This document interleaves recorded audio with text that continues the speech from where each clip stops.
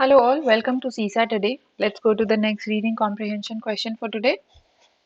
Question paper from 2021, set B, question number 51. It's again an inference kind of question.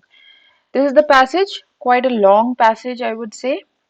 Let's read the question. With reference to the above passage, the following assumptions have been made. तीन assumptions दिया गया है, कुछ codes हैं और आपको find out करना है कौन सा assumption सही है इसमें से. Okay? Let's read the question. Let's read the passage. You can pause, attempt, and then get back. Let's start reading. Can democracy avoid being a welfare state for long? Okay. Why cannot mass welfare state be left entirely to the markets? So these are the questions. Can democracy avoid being welfare state and can mass welfare be left to the markets? Market से यहाँ पे मतलब है economies या demand and supply या capitalists. Okay.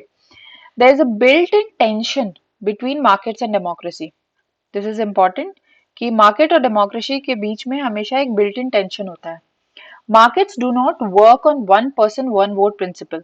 Markets do not work on one person one vote principle as democracies do. Okay. What one gets out of the marketplace depends on one's endowments, skills, purchasing power and forces of demand and supply. सो जो market से आपको मिलता है वापस वो depend करता है आपके एंडाउमेंट स्किल्स या परचेजिंग पावर या डिमांड एंड सप्लाई पे. ओके. जबकि डेमोक्रेसी से may be welfare state could be of some help. Okay. But democracy से ऐसा कुछ एक्सपेक्ट करना नहीं होता है, वो one person one vote basis पे चलता है. Okay. Markets reward individuals initiatives and skills. Market reward करता है इंडिविजुअल का initiative and skill. May also lift many from bottom rungs of the society. बहुत लोगों को बॉटम रंग से भी लिफ्ट करता है market. Okay. But some people never get the opportunity to develop skills. कुछ लोग हमेशा ही पीछे छूट जाते हैं. Okay. Why? Because they are simply too poor, too handicapped और skill formation takes too long. Okay. So market जो है कुछ लोगों को उठाता है ऊपर, कुछ लोगों को रिवॉर्ड करता है, बट सबको नहीं कर सकता है. There are some people who are too poor, too handicapped या skill formation will take too much time. वो पीपल हमेशा नीचे ही रह जाते हैं. बाय क्रिएटिंग जॉब्स मार्केट में be able to help unskilled people. Unskilled people को भी हेल्प कर सकता है market by creating jobs. But capitalism has always witness bursts of unemployment. But ये एक उसका प्लस पॉइंट है. बट हमेशा देखा गया है कि जब कैपिटलिज्म आएगा तो स्पर्ट्स आते हैं अनएम्प्लॉयमेंट के. सो ऐसा नहीं है कि हमेशा अनएम्प्लॉयमेंट रहता है. अनएम्प्लॉयमेंट भी बीच बीच में फेजेस आता रहता है. So this is the passage. Okay. Let's read the assumptions. Modern democracies rely on market forces to enable them to be welfare state. Now, I feel that this is in contradiction to what the passage is saying. Passage क्या कहता है यहाँ पे, जो sentence मैंने आपको बोला कि there is always a built-in tension between market and democracy. Okay, market और democracy के बीच में हमेशा थोड़ा सा एक tension रहता है. Okay, and markets cannot completely address all the problems that are there in a welfare state and a democracy. So modern democracy relies on market forces to enable them to be a welfare state. We cannot go by this. Okay. Second one says market ensures sufficient economic growth necessary for democracies to be effective. Now, what the passage says is that market will get economic growth.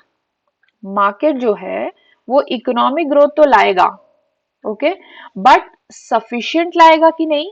Okay. और democracy को effective बना देगा कि नहीं, ये passage नहीं बता रहा है. Okay. Now government programmes are needed for those left behind in the economic growth. So passage में क्या बोला था लास्ट में कि कुछ लोग हैं जो कि पीछे छूट जाते हैं. Too poor, too handicapped, skill formation takes too long. So यहाँ पे obviously government programmes will be needed.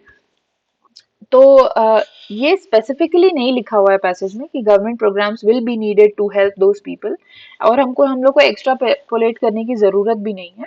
If you go by elimination you will know that this is the only assumption that fits what the passage wants to say. So we will go by B, which says 3 only. Okay.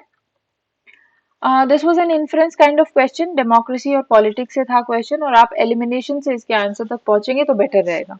Okay, let's read the words, tough words from the key words from the passage. Democracy, which is a government by people. जो लोग मिलके जो government बनाते हैं उसको democracy कहते हैं. Built in tension मतलब inherent conflict, थोड़ा सा एक दूसरे से टेंशन रहना बीच में, अग्री नहीं करना एक दूसरे से. One person, one vote, equal voting principles. Okay. Endowments, natural abilities or resources. Formation, developing. Okay. Develop करना कोई चीज. Capitalism, private ownership. Okay. जो individual लोग मार्केट में एक बड़ा इकोनॉमिक ग्रोथ लेके आते हैं उसको कैपिटलिज्म कहते हैं. हैंडीकैप, फिजिकली और mentally disabled.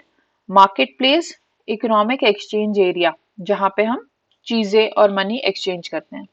Lift from bottom rungs, improve socio economic status, जो लोग बहुत नीचे है सोसाइटी में उसको अपलिफ्ट करना, उसको बोलते हैं लिफ्ट फ्रॉम बॉटम रंग्स.